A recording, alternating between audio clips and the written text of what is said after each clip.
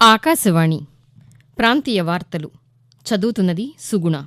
ముఖ్యాంశాలు: రాజధాని అమరావతి నిర్మాణాన్ని దశలవారీగా పూర్తి చేస్తామని ఆంధ్రప్రదేశ్ ముఖ్యమంత్రి నారా చంద్రబాబు నాయుడు పేర్కొన్నారు. ఆంధ్రప్రదేశ్లో నిర్వహించే ఉపాధ్యాయ అర్హత పరీక్ష టెట్, మెగా డిఎస్సి సన్నద్దతకు మరింత సమయం ఇవ్వనున్నట్లు మంత్రి నారా లోకేష్ తెలిపారు. ఆంధ్రప్రదేశ్ ముఖ్యమంత్రి నారా చంద్రబాబు నాయుడు, తెలంగాణ ముఖ్యమంత్రి రేవంత్ రెడ్డి ఈరోజు ఢిల్లీలో పర్యటిస్తున్నారు. తెలంగాణలోని ఇంజనీరింగ్ కళాశాలల్లో బీటెక్ ప్రవేశాల కోసం నిర్వహించే ఎప్సెట్ తొలి విడత కౌన్సిలింగ్ ప్రక్రియ ఈ రోజు నుంచి ప్రారంభం కానుంది. మన్యం వీరులు అల్లూరి సీతారామరాజు జయంతి ఈరోజు. వార్తల వివరాలు: ఆంధ్రప్రదేశ్ రాజధాని అమరావతిలో పనులు మళ్లీ ప్రారంభమయ్యాయని, దశలవారీగా రాజధాని నిర్మాణాన్ని పూర్తి చేస్తామని రాష్ట్ర ముఖ్యమంత్రి నారా చంద్రబాబు నాయుడు పేర్కొన్నారు. నిన్న రాష్ట్ర సచివాలయంలో ఏర్పాటు చేసిన పాతికేయుల సమావేశంలో ముఖ్యమంత్రి రాజధాని అమరావతిపై శ్వేతపత్రం విడుదల చేశారు. ఈ సందర్భంగా ఆయన మాట్లాడుతూ, ప్రపంచంలోని అతిపెద్ద భూసేకరణ ప్రాజెక్టు అమరావతి అని అన్నారు. 29,000 మంది రైతులు 34,400 ఎకరాలు రాజధాని కోసం ఇచ్చారని, రైతులు ఇచ్చింది ప్రభుత్వం భూమి కలిపి మొత్తం 53,745 ఎకరాలు సమకూరిందని పేర్కొంటూ, అమరావతి ఏ ఒక్కరి రాజధాని కాదు, ఏ ఒక్కరి కోసరం కాదు. అందుకే డే 1 ప్రజా రాజధాని పేరు పెట్టాం. ఉపాధి కల్పన, సంపద సృష్టి, పేదరిక నిర్మూలన, 26 జిల్లాల అభివృద్ధికి ఆదాయ వనరు మన అమరావతిగా ఉండాలి. ప్రతి తెలుగు బిడ్డ ప్రపంచంలో ఎక్కడున్నా గర్వపడే విధంగా ఉండాలి. అందుకే డెవలప్ అమరావతి, గ్రో ఏపీ, దానికోసమే ఇప్పుడు ప్రణాళికలు తయారు చేసుకుంటున్నాం. ఏవైతే విజన్ డాక్యుమెంట్ ఉందో, మాస్టర్ ప్లాన్ ఉందో, దాన్ని చేస్తూనే ఇంకా ఏదైనా ఇంప్రూవ్డ్ వర్షన్స్ వస్తాయో కూడా తీసుకొని ముందుకు పోతాం. ఆంధ్రప్రదేశ్ వ్యాప్తంగా 46.45 లక్షల హెక్టార్లలో ఖరీఫ్ సాగవుతోందని, పంటల సాగులో ఇబ్బందులు తలెత్తకుండా చర్యలు తీసుకోవాలని ముఖ్యమంత్రి నారా చంద్రబాబు నాయుడు అధికారులను ఆదేశించారు. నిన్న వెలగపూడి సచివాలయంలో ఖరీఫ్ సీజన్ కార్యాచరణపై వ్యవసాయ శాఖ మంత్రి కె అచ్చెన్నాయుడు, ఆ శాఖ ఉన్నతాధికారులతో ముఖ్యమంత్రి సమీక్ష నిర్వహించారు. ఈ సందర్భంగా ఆయన మాట్లాడుతూ, నకిలీ విత్తనాల నియంత్రణకు చర్యలు తీసుకోవాలన్నారు. అనుమతి లేని రకాలు, నాసిరకం విత్తనాలు విక్రయిస్తే కఠిన చర్యలు తీసుకోవాలని, నాణ్యమైన విత్తనాలు అందుబాటులో ఉంచాలని తెలిపారు. రాష్ట్ర వ్యాప్తంగా సహకార సంఘాల ద్వారా ఎరువుల పంపిణీకి ఏర్పాట్లు చేయాలని సూచించారు. ప్రకృతి వ్యవసాయం, బిందు సేద్యం ప్రోత్సహించి పంటల సాగు విస్తీర్ణం పెంచాలని అధికారులకు ముఖ్యమంత్రి ఈ సందర్భంగా దిశానిర్దేశం చేశారు. ఆంధ్రప్రదేశ్లో నిర్వహించే ఉపాధ్యాయ అర్హత పరీక్ష టెట్, మెగా డిఎస్సి సన్నద్దతకు మరింత సమయం ఇవ్వనున్నట్లు మంత్రి నారా లోకేష్ తెలిపారు.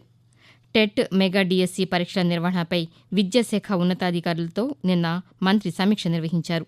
ఈ సందర్భంగా ఆయన మాట్లాడుతూ, ఎన్నికల్లో ఇచ్చిన హామీల మేరకు ఈ మొత్తం ప్రక్రియ 6 నెలల్లో పూర్తి చేసేలా కార్యాచరణ రూపొందించాలని అధికారులను ఆదేశించారు. టెట్కు 90 రోజులు, మెగా డిఎస్సికి 90 రోజుల చొప్పున సమయం ఇస్తూ త్వరలోనే కొత్త షెడ్యూల్ ప్రకటిస్తామని పేర్కొన్నారు. ఆంధ్రప్రదేశ్ ముఖ్యమంత్రి నారా చంద్రబాబు నాయుడు ఈరోజు ఢిల్లీలో పర్యటిస్తున్నారు.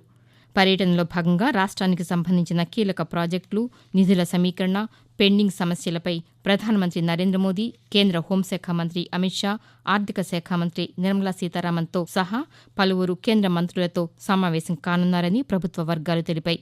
ఈ ఉదయం ప్రధానమంత్రితో ముఖ్యమంత్రి చంద్రబాబు సమావేశమై పోలవరం, అమరావతి, రాష్ట్ర ఆర్థిక వ్యవహారాలపై చర్చిస్తారని ప్రభుత్వ వర్గాలు తెలిపాయి.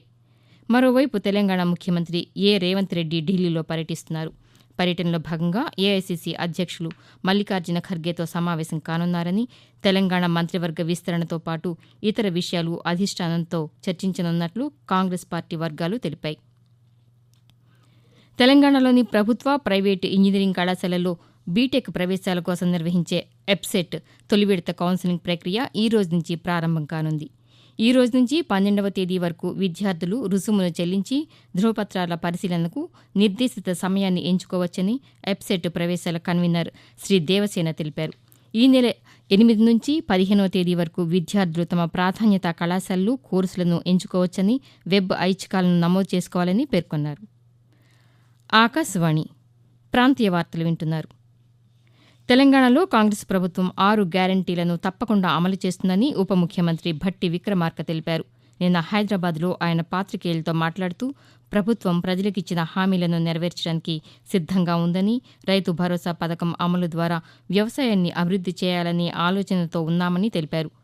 రైతు భరోసాపై తెలంగాణ ప్రభుత్వం ఏర్పాటు చేసిన మంత్రివర్గ ఉప కమిటీ ద్వారా అన్ని జిల్లాల ప్రజలతో చర్చించిన తర్వాత ఓ నివేదిక తయారు చేస్తామన్నారు.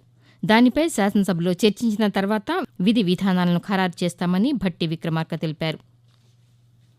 భారత స్వాతంత్ర్య సంగ్రామంలో అగ్ని పుష్పమై వికసించి విప్లవ శంఖమై బ్రిటిష్ ముష్కర్లకు ముచ్చెమటలు పట్టించి మన్యం ప్రజల హక్కుల కోసం అలుపెరగని పోరాటం చేసిన విప్లవ వీరులు మన్యంపులి అల్లూరి సీతారామరాజు జయంతి రోజు 1897 జూలై 4వ తేదీన విశాఖ జిల్లా పాండ్రంగిలో జన్మించిన సీతారామరాజు పెరిగింది మాత్రం పశ్చిమ గోదావరి జిల్లా మోగలులో. గిరిజనుల కోసం ఆయన జరిపిన పోరాటం భారత జాతి చరిత్రలో ప్రధాన ఘట్టంగా నిలిచిపోయింది. బ్రిటిష్ పోలీసులు చుట్టుముట్టి కాల్పులు జరిపిన సంఘటనలో 1924 మే 7వ తేదీన అల్లూరి సీతారామరాజు అమరులయ్యారు. ఆంధ్రప్రదేశ్ రాష్ట్రంలో జిల్లాల పునర్వ్యవస్థీకరణలో భాగంగా ఉమ్మడి తూర్పుగోదావరి, విశాఖపట్నం జిల్లాలోని కొన్ని భాగాలను కలిపి ఆయన పేరిట అల్లూరి సీతారామరాజు జిల్లాను 2022లో ఏర్పాటు చేశారు. అల్లూరి సీతారామరాజు జయంతిని పురస్కరించుకుని ప్రజలు ఆయనకు ఘనంగా నివాళులర్పిస్తున్నారు. బ్రిటిషు వలస పాలన నాటి చట్టాల స్థానంలో కేంద్ర ప్రభుత్వం ప్రవేశపెట్టిన 3 నూతన నేర న్యాయ చట్టాలు జూలై 1వ తేదీ నుంచి దేశవ్యాప్తంగా అమల్లోకి వచ్చాయి. భారత న్యాయ సంహిత, భారతీయ నాగరిక సురక్షా సంహిత, భారతీయ సాక్ష్య అధినియం అనే ఈ 3 నూతన చట్టాలపై ప్రతి ఒక్కరూ అవగాహన కలిగి ఉండాలని కేంద్ర రాష్ట్ర ప్రభుత్వాలు సూచిస్తున్నాయి. ఈ క్రమంలో ఆకాశవాణి విజయవాడ ప్రాంతీయ వార్తా విభాగంలో పనిచేసే పార్ట్ టైం కరస్పాండెంట్స్ పీటీసీలకు రేపు నూతన నేర న్యాయ చట్టాలపై విజయవాడలో కార్యశాలను నిర్వహించనున్నట్లు ప్రాంతీయ వార్తా విభాగాధిపతి శ్రీ సాయి వేంపాటి ఒక ప్రకటనలో తెలిపారు. ఈ కార్యక్రమంలో Vijayawada police commissioner PhD Ramakrishna చట్టాలపై అవగాహన కల్పిస్తారని పేర్కొన్నారు. ప్రజల భాగస్వామ్యంతో మొక్కలు నాటేలా చర్యలు తీసుకోవాలని తెలంగాణ అటవీశాఖ మంత్రి కొండా సురేఖ అధికారులకు సూచించారు.